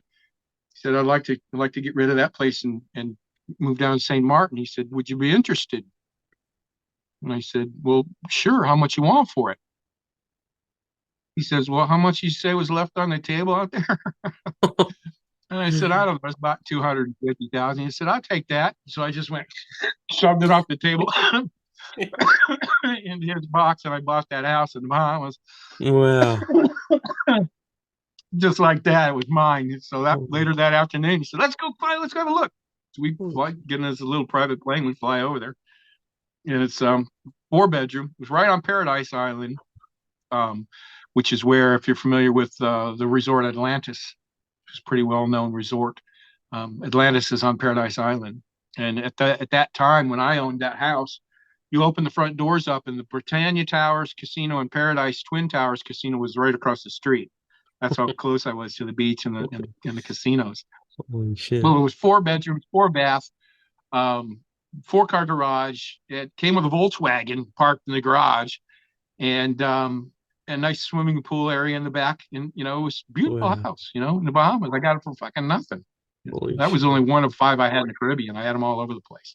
That is awesome. But that was one that they wound up not getting. They only Yeah. got. I had 2 houses here in the States. Are the only 2 houses they got. The other ones I just abandoned. Yeah. I never went back. They're probably overgrown, or somebody's fucking knocked them down or is living in them. I don't care. Yeah. It's just they were. I didn't want to have that hassle with it. They've Yeah. already taken enough from me. They don't need to Yeah. know about this yet. Yeah. But that's just an example of just how stuff went. How crazy it. How something so simple as a money counting day can turn into me buying a fucking house in the just because the guys don't want to count money anymore. Wow. Sick. That's beautiful, man. Yeah, so a lot of fun stuff. Like I said, there was times when it could have been, you know, it had to be taken, quite seriously, because what we were doing was absolutely very serious, and none of us ever took that for granted, which Yeah. I think was another unique thing about the whole tapestry of this inner workings. Is that, first of all, for everybody to be silent for all those years and nobody really Yeah. ever knew. People in town kind of had their idea, but they never saw it. If you don't see it, even the sheriff of Everglades, C.W. Sanders, is a wonderful man, just really a kind, helpful. When he wasn't sheriff, he was a handyman. He was helping people set up their trailers and move them, and it was in our community because everybody knew everybody. It was like everybody was Yeah. family-ish, kind of. And because he was part of that, he never saw actually a bale of pot, or any of us carrying a bale of pot, so it was really nothing he could do about it. Yeah. But he's not a stupid man, and Yeah. neither are these other people. But we could get by on that premise. You haven't seen it, so I haven't done it. Yeah. So I got a brand new truck. I could buy a Corvette. I could buy that Corvette with no problem, because I was, during season, when you're stone crabbing, like I said earlier, it's very lucrative business. Yeah. Just as a crewmate on the back end, in a week's time, I'm making not only a salary, I'm making $8 an hour. I'm making a percentage of the catch as well. So I could be bringing in as much as anywhere from $1,200 to $2,500 in 5 days or 7 days, Yeah. depending on if we, how we worked. So it was, I could live to a certain means, but Yeah. when it got to be, my spending money beyond my means, like I told you, there were ways about that. Yeah. Plus, you drive out onto the island or into Everglades, it's mostly trailers, and things like that. Anything that's a permanent structure, or a house up on stilted home up, raised up, are generally um, people that have been there, generational families and founding families and people like that have been there for a while, but the rest of us are mostly trailers. Yeah. And there was nothing when you drove out onto the island unique or outstanding about the trailer. There was just, a trailer with a car, a truck parked, nice truck parked next to it. That guy's a stone crabber, maybe he's a puller and like that. But the Yeah. difference was made was when you open the door and walk inside. Yeah. That's when you have all the finest Berber carpeting and Yeah. the leather furniture and the latest electronics and televisions and hi-fi stereo and shit. Refrigerator, appliances. So that's when everything changed, man. Was when you walked inside. It was like you walked into a whole different place, man. Yeah. And it was hidden out of view. And that's just how a lot of us lived. That's how a lot of us had to work. I was what story I tell. You're gonna find it in the book. I mean, it was just the money thing was almost laughable, Yeah. and in that I went to the laundromat one day, because we didn't have washer dryers in our trailers and shit. There was a laundromat right there. Everybody on the island used. I mean, the island's Yeah. only 129 acres. There Yeah. isn't, and at that time, there isn't 100 people living on the island. The rest are living in Everglades City, Yep. And Jackie, she ran the laundromat, and little post office thing that was kind of connected to the building. She also ran the trailer park in which we first all lived in when we first moved there. Well, I'm using the laundry one day. I get my shit done. Take out the wash, throw it in the dryer, and I'm drying the shit. I brought it back to my trailer, and I'm folding my clothes, and I'm in there with my buddy Todd Bigelow, who you'll read about. My one of my best buddies was WWE World Wrestling Federation champ Bam Bam Bigelow, Yeah. Beast from the East. Yeah. He and I became the dearest friends, and his brother Toddy's today. I talked to him yesterday. He's still one of my dearest friends. Todd and I are in this trailer smoking a doobie, and I'm folding my clothes just fresh out of the dryer, and there's this knock on my trailer door. When I open the door up, and this cloud of smoke hits this woman in the face, Jackie. She goes, and she's got a handful of 20s, $20 bills in both hands, a wad of them like this. She goes, I believe these belong to you, Timmy. He said, I found them in the washing machine that you used. They were, when it went into the spin cycle, they were plastered all around the inside of that washing machine. I didn't see them when I took my clothes out. Holy There was shit. about $2,500 in 20. She said it was just Wow. pasted on the side, the inside of the washing machine. Thanks, Jackie. I grabbed those damn $20 bills and kicked the door shut with my foot. I didn't. Had she not Yeah. showed up with it, I would have never known it was there. I would never lost. I would Wow. have never known I lost. I That's mean, that's how crazy. stupidly ridiculous this shit was, man. Yeah, Oh it's a God, good problem to some of have. the stories, dude. There's so much shit. I mean, I could talk about, even stuff that, like I said, there were other pot haulers doing other shit, Yep. and some of the guys would get, for whatever their reasons were, guys would get spooked or scared or something, and they throw their shit and just take off, and now their Yep. shit's just floating every fucking place. We never had to throw our shit. We had our shit Yeah. together. Yep. We never had to dump a load and run because we were scared of it. And a lot of times these guys were throwing it and nothing was even, there was no reason to do it in the first Holy place. shit. Well, that being said, and as often as it happened, and the pot was crazy in those days, and it happened quite regularly. But in this one Yeah. instance, we were on our way to pull traps one morning. Legitimately, we're going to go pull a day's work, and Yeah. sun's just coming up, and Captain Billy's daddy's running the boat. Hubert, he's Yeah. actually the owner of the boat. All of a sudden, I'm in the bottom bunk. Mark's in the top bunk. We're sleeping. All of a sudden, Hubert's like, he's kicking my bunk with his foot. He's going, "There's bales out there, boys." Holy shit, we heard that. I jumped up. I put on my crab boots, and we ran out and standing on the deck of the boat. And as far as we could see, dude, I mean, it's the water's slick, calm as glass. As far as we could see, there was bales of pot floating in the water, dude. I Holy mean, shit. as far as we could see, there must have been 800 or so of these fuckers out there, and it couldn't have happened too much longer since we had Yeah. gotten there or prior to us getting there, because a lot of them were floating really high out of the water. Holy And shit. depending on how well they're packaged, would determine how much saltwater intrusion that bale would get. But if you got to them early enough, like we did, and the boats just, I mean, plowing through them. That's how many of these fuckers there were. And we could literally go around to the ones that were floating the highest in the water, Wow. hook them with our hooks or crab poles that I was telling you about. Yeah. We start throwing these fucking things on the deck of the boat. We're, this is free shit we just Holy found. shit. And we get, I don't know, we're not even counting the fuckers. We were like, yeah, what we got, we're throwing, we've got about 150 of these fucking things on the deck. And all of a sudden Hubert comes out of his wheelhouse. He's going, "That's enough." He's screaming, "That's enough." He says, "No, no, no." He says, "Throw some of them fuckers back in there." He says, the reason was because he had already called Billy to come out in his other boat, which was nearly the size of our fishing boat, but we couldn't put on more than he could take anyways. Yeah. So we wound up with about 110, 105 pieces or some shit like that. Now, keep in mind, these are 25 to $27,000 a piece. So if we kept 100 of them, that's $2.7 million in fucking found money Floating in the water. on That's the way to crazy. work. We found it on the way to work. So Billy comes out in his boat. We throw those 100 bales onto his. He takes off with it, stashes it in the woods somewhere. We go on to our trap line and go on about our day like Yeah. nothing happened.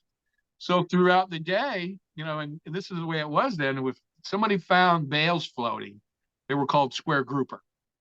Yeah. This is what they were nicknamed. That was the name coined back when the first generation was losing bales off the side of their boat, and they'd wash up on shore and people would find them. They Oh, call them square grouper. A grouper are a type of a fish that are a delicacy. They're rather, and they get rather big sometimes. They can get huge groupers. yeah. So they just called them square grouper, because they're floating bales. And that was the key Yeah. word, coined word for floating bales. Well, when somebody hears that on the radio, somebody calls on the VHF over the radio and there's square grouper out here, guys. And anybody in town with a radio and a boat that hears this shit, they're gone, man.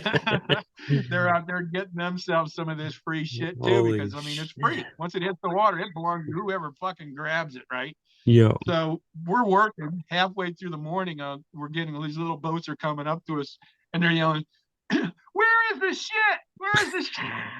We're thinking it's about 4 miles, 5 miles over that way, and we're yelling at them, you better hurry up because it's been there a while, So, but it didn't make any difference because it's not water soluble. The cannabinoids aren't water soluble, so they're not going to rinse off the plant. They're going to get a little dryish or taste differently because it had salt water in it. But if you rinse it with fresh water, you're not going to get top dollar for it, but you're still going to get a pretty penny for it. Found fucking money. Yeah. So everybody's out there getting their piece of that shit, and we just happened to get $2.7 million worth of it one day, split 4 ways. Wow. I made, what was it, $441,000 that day, just going to work. It's gone on. Pays. Or was it, no, 641,000 is what it Good, was. good bonus. Good day. Good That's day. awesome. It's another day Yeah, on to that's work. just, those are the type of stories that come out when I get on a roll and I start Yeah. thinking back about some of this crazy shit. And a lot of it I don't remember unless I start doing something like this, Yeah. chatting with a guy such as yourself, even though you're not saying a whole bunch, that's okay. Yeah. You know, it's, that just tells me that, I've got you engaged, man. Yeah, And I man. It's know that, awesome. your viewers are going to wind up getting just as engaged. I hope they do anyways, because it's a story worth hearing. I know it's a it's a Yankee thing. It's an American tale. Yeah. But it could just as very well be anywhere in the world, something like this Yeah. taking place.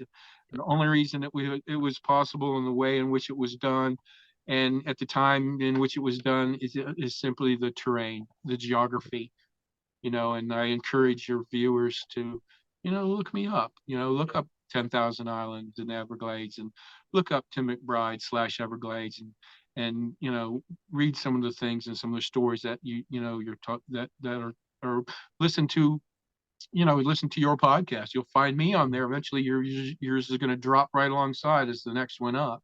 Yeah. Obviously, subscribe to my buddy Thomas here and listen to some of the craziness that goes on in his own world, but also Yeah. you'll get a glimpse of some other things that I've done that actually tell some stories that you're not going to hear. It's because there's well, like I said, there's over 30 years and 3 generations of storytelling that Yeah. I can't do in 2 hours. And it's, as much as I'd love to be able to spend all day and do that, but I can only keep you engaged for so long, and then you come back for another little taste of it. But Yeah. you got, at the time we just spent together, you got this much of something that's Yeah. this big, which is a lot of fun, which is why I would be grateful and humbled if you would if you were to invite me back. I certainly would. Oh, definitely, man. We've got to do another one.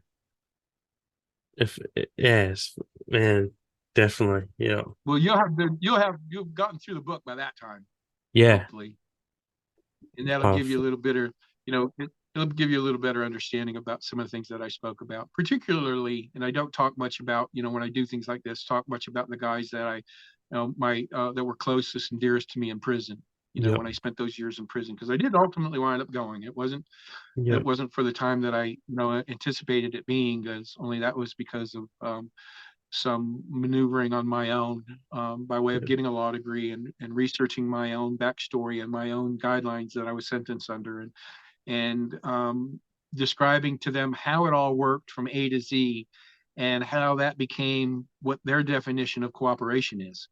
Yep. So when they didn't deem what I gave them as substantial cooperation, under their definition, under Black's legal dictionary, which defines their legalese along with not only the government's prosecutors but defense attorneys' legalese, is their um, um, what is it, the jargon that they use, the language that's chosen, to define some of these things. It helps you define Yep. in even as simple as the word definition. The Yeah. Latin, there it is. The la- The Latin words that's prevalent within the use of jurisprudence and the law.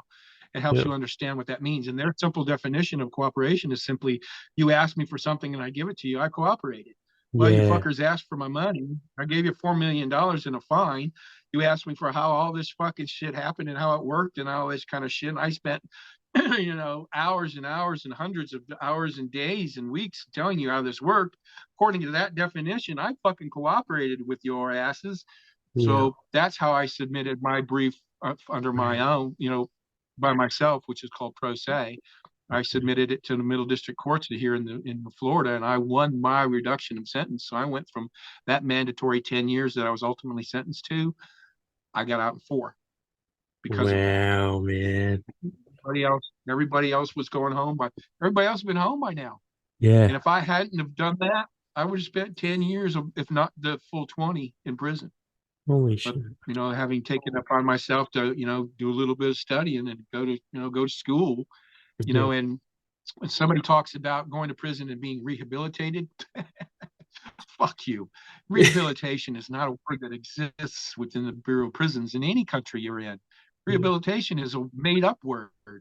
Rehabilitation is something that's only there for you if you choose to take it, or if you choose to define it in whichever way your mind is allowing you to define, you know, that Yeah. word.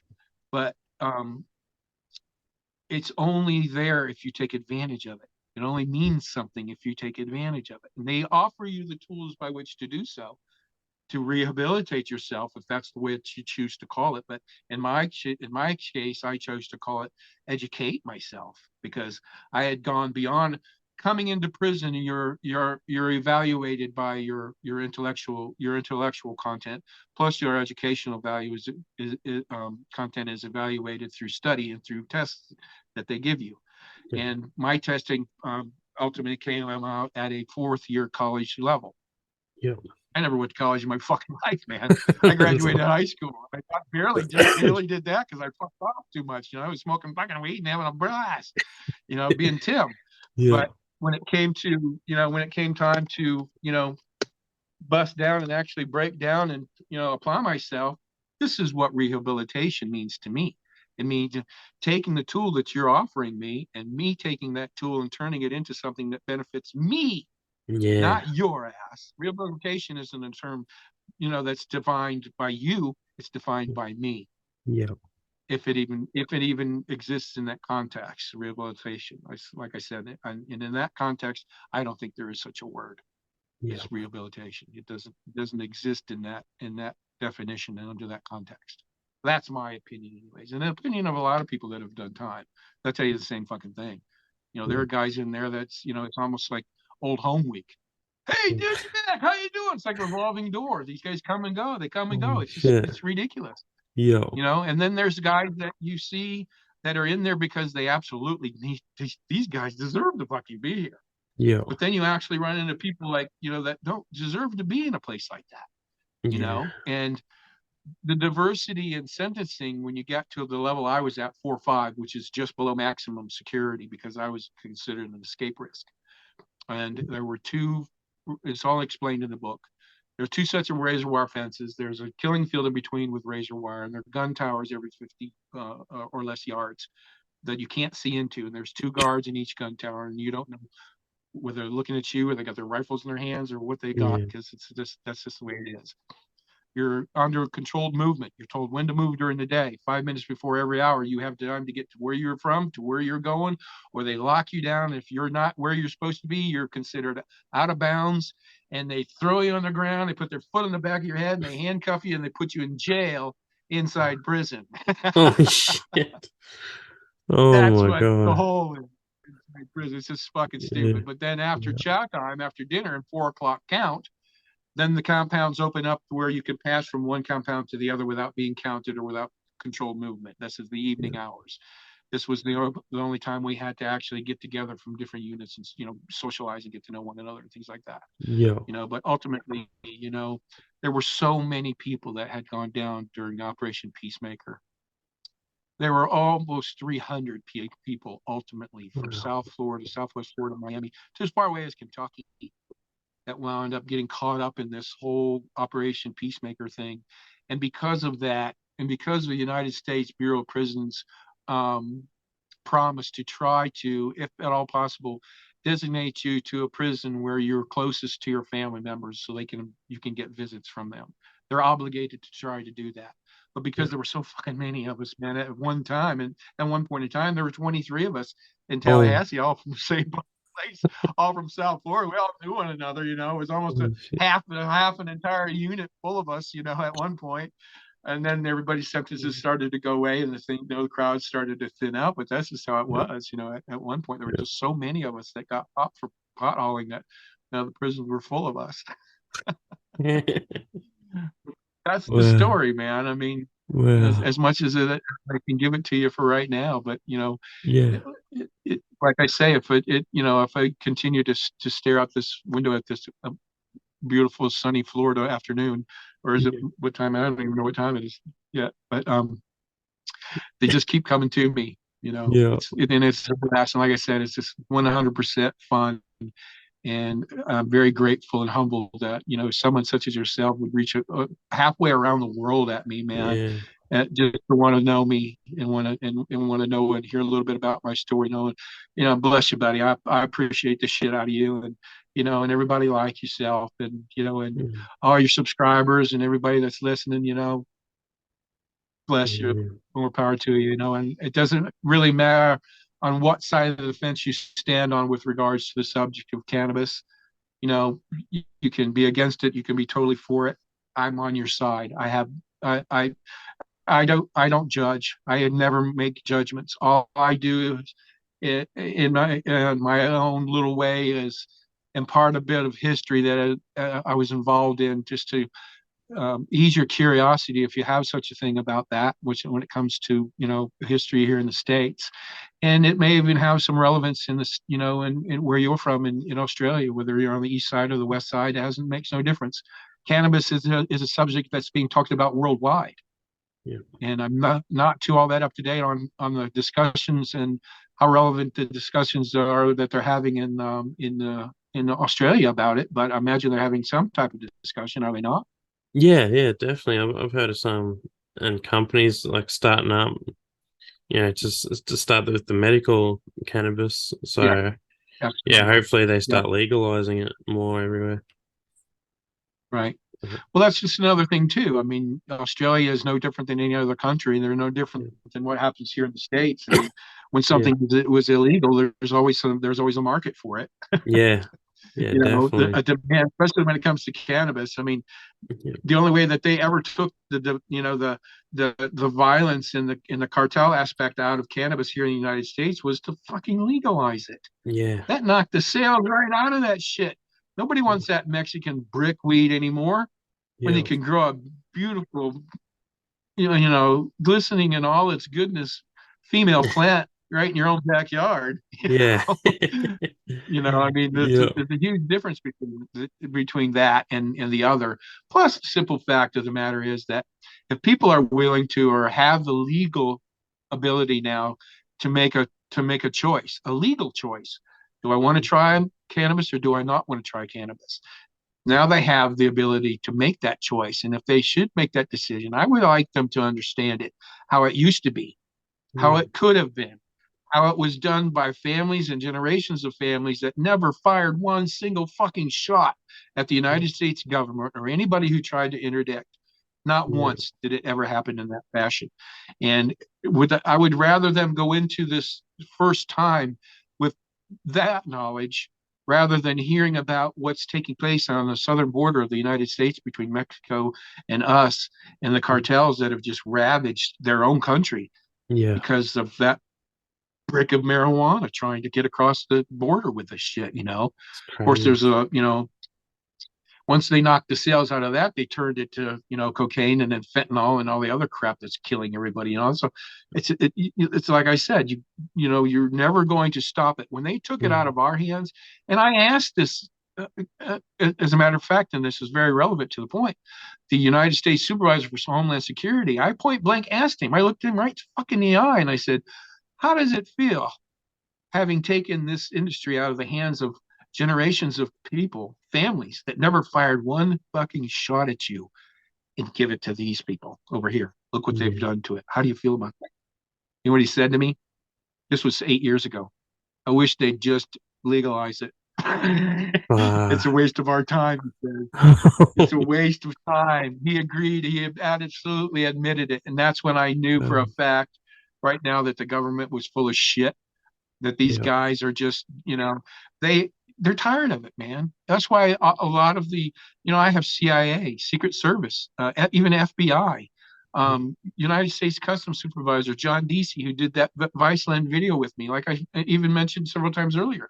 These are some of my dearest friends now. These are some of the guys I can pick up and call and say, hey, dude, Yeah. I met John at the gym. Dude, let's go work out, or some Yeah. shit like that. It's crazy to think that that sort of thing could take place. But when you stop and you understand and you or read Yeah. the content that I wrote of an industry that, like I said earlier, had, you know, nothing less than a skull and crossbones attached to it, now is being viewed as rather benign in its nature, but at the same sense being, having a medicinal value on Yeah. top of that. Who knew? Yep. Who knew until the studies were, allowed to be made? Did we know, 30 years ago we were hauling medicine? Yeah. Who had a fucking clue? The medicine haulers. We're medicine haulers, man. What the fuck? But anyways, Thomas, dude, thank you for taking the time to just sit and Yeah. listen to me, man. I No. appreciate it. Again, Thank you, man. You're awesome. I guess, do you have a message for the world? oh, just yeah, look me up. Check me out on Instagram. It's at original saltwater cowboy. You can find me, Timothy McBride, Saltwater Cowboy on Facebook. You can follow along. You don't necessarily have to, friend me, but if you'd like to, and I see you're from, my one of my favorite places in all the world, from down under, man. I'm just gonna allow you in as a friend, and then let you follow along. Yeah. But Instagram, everything that I do, mostly I post from Instagram goes right to Facebook. So find me at Original Saltwater Cowboy on Instagram. Go to your local bookstore, any place that you buy fine books, and inquire about getting a copy of Saltwater Cowboy. There's my nickname right there. It's probably backwards because of the screen, but Saltwater Cowboy: The Rise and Fall of the Marijuana Empire. And the words that you read are every bit my words. This book was not written by anyone's hand but my own. And ain't he a good looking fucker right there in the front? That guy. There he is. That's it.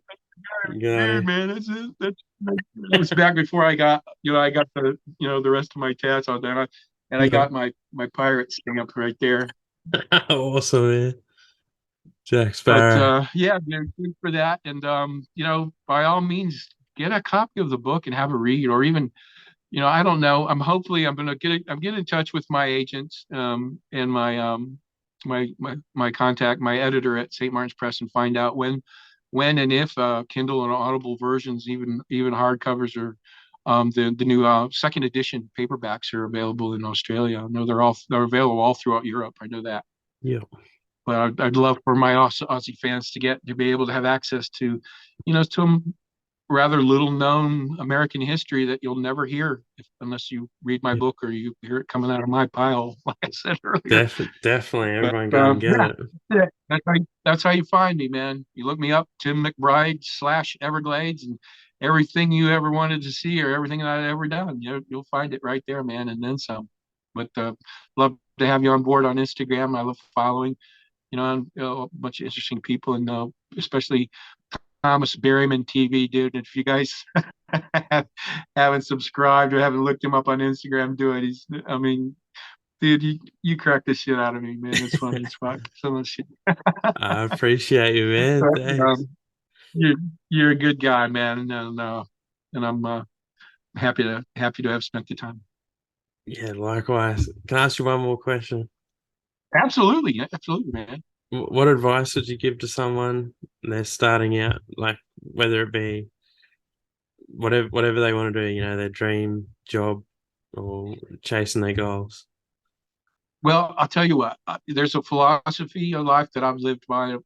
Several of them that I've tried to adhere by that are very difficult, and it's a daily process. And the first one being is that I never allow anyone to dictate my emotion.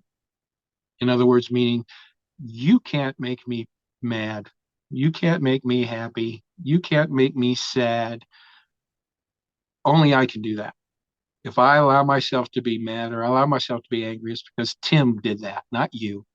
If I allow you to piss me off, or if I allow you to dictate my emotion in any way, shape, or form, then I'm not in charge of Tim anymore. You are. Don't be one of those people. Always be in charge of yourself. Make your own decisions. And second of all, I've always tried to be that guy that never wanted to look back. And I described it in my book in this way. I'm not that guy standing on my tiptoes in the back of a crowd trying to see what's going on up front. I'm that fucking guy that's elbowing my way to the front because if there's some shit going on up there, I want in on it. Yeah, That Tim McBride. Tim McBride is also that guy that, and more relevant to your question, Thomas, is that if something that appears to be an opportunity or even in the slightest inclination of an opportunity, I do it because I never want to be that guy that looks back and kicks myself in the ass and says, fuck, I wish I'd have tried that, or I wished I'd have done that. If there's something that it is that you have an urge or a feeling to do, fucking go do it. If it turns out not to be the right thing, you're going to fucking know it. And then that other thing will kick in, and then you go do that, and then you chase that. There's something you're passionate about, fucking don't waste your time. Get off your fucking ass and go do it. I never in my life doing the shit and growing up the way I did, Forrest Gump tripped my ass and tripped my ass into one thing to another, only because I put myself in the position in order to be able to do that. I set myself up in a lot of ways unconsciously or subconsciously, but I never did anything in my life that I would never do again. And I have absolutely no regret. I have absolutely no animosity toward anyone who may have ever said my name, who gave me up, whoever did anything like that. Why? Because simply it was 30 some odd fucking years ago. And frankly, I got my life back, man. I was fortunate enough to go through the shit that I went through, to be able to tell the story in a fashion in which it should be told, and become a father of two wonderful children, a boy and a girl, Dalton and Kayla. And I'm a grandpa now of two absolutely gorgeous granddaughters, you know, and I would have never gotten that had I not chased after every single opportunity that was put out there in front of me that I deemed worthy of my attention. And I pass that little bit of information on to all of y'all. Go for it, man. Just fucking do it. Don't ever kick yourself in the ass wishing you'd had done that. Do it. How's that? yeah, you're an amazing human, eh? That's legendary. Well, thank you. Appreciate And you, that's man. like I Thank said, you so it's much. a philosophy of life that I have to work on every day. I'm not perfect at it, Yeah, you know. I'll still be that every now and then, and when it comes to like the comment sections on shows such as yours and that, I don't rarely do I look at them because, you're gonna come across haters. Yeah. You gotta come across people that are like, yeah, fuck yeah, bullshit. Okay, well that's cool. You know, and like I said earlier, I would respect that opinion had you come at me with a little bit of education behind it, but if you're Yeah. coming at me with your pants down, and your dong in your hand, that's I don't respect that at all. Yeah. So, in saying that, I'm also saying respect yourself. And by respecting yourself, do your due diligence, and whatever comes out of your mouth, be able to back it up. Don't just say it because you heard somebody else say it. Don't take any of my word for any of this. Please read it in the book. The book was validated and verified by law enforcement, and the St. Martin's Press, for Christ's sake, is considered by Wikipedia to be the world's largest publisher of the English language. They publish in 7 other imprints around the world, and they don't publish bullshit. They don't publish narcissism. They don't publish embellishing. They publish validated factual information, and that's exactly what I'm giving to you because it's validated by every branch of law enforcement in the fucking country. Yeah. Come at me, loaded like that, and I'll respect the shit out of you, man. That's for sure. Man, amazing. Yeah, Plus, it's thanks. fun. You know, Yeah, I love it, it man. is. Thanks for coming on. We're It's definitely gonna do totally. another one. It's a total. Oh yeah, absolutely, man. It's like I said, I just leave the thing running and walk away, and I'll still be going when you come back after dinner or some fucking shit. It's probably 1 a.m. in the morning. I don't know if I can get up and grab breakfast, but Yeah, it's um, 2 a.m. yeah. Oh, Jesus Christ. Yeah, no, I just absolutely love what I do, and the biggest thing I love about it is the total irony of this situation, whereby I was given multiple life sentences for bringing this plant into this country. Now I've got a little card in my wallet that says I can drive a mile down the street and buy the shit over the counter. What's happened? That's crazy. That Anyways, gotta go, my man. I know you gotta go. I don't want to keep you up, but listen, stay in touch. yeah, I'm gonna definitely. watch for this to drop. I'm gonna watch for some of the feedback. I'm gonna interact a little bit, because Yeah. like I said, dude, if there was any other place on earth that I would most dearly love to visit, that's down under, man. And I don't give a shit where it is down there, man. Yeah. I just want to say that I've experienced that, because Yeah. as far as I'm concerned, you guys are living a dream, not me, man. Here in Florida, people think living in Florida is, that's the cat's ass. That's where you should be. Nah, dude, I want to be in Australia, man. I want to be in another part of the Can't you gotta get world. here, man. Okay. All Awesome. right, my man. Well, All thank right. you for everybody Thanks. who's listening and who's watching. And like I said, get a hold of my ass on Instagram. That's probably the best way to get me. You can DM me through there. I had a guy from Bali, Indonesia, saw one of my podcasts. I think you might have Wow. talked to the guy. I think we might have talked about that. He was in prison. He mailed himself some weed. So he said, "Oh, I thought I'd DM you just to see if you'd get back to me because I'm in here with all these fucking guys. I'm the only one that speaks English. I just want somebody to speak English at me." You poor bastard. I had to answer him back. But Yeah, anyways, yeah, I'm getting to be pretty well known around your area of the world, man. I have definitely. 4 million followers in New Zealand, 3 in the Philippines. I've got a new following coming up in Thailand now, Wow. which is awesome. Yeah, I'm making it definitely. around your side of the earth, man. Here I come. Perfect, man. That's awesome. I love it. Absolutely. 100 times over. You're welcome, brother. Like, yep, call me Thanks, man. anytime. Like I said, I'll come back and I'll regale you with some more shit, crazy ass Definitely. shit. We will, man. We'll do it for sure. Thank That'll be you, cool. Thomas. I look forward to our next conversation, brother. Thank you, bro. You too. See you, man. Take care.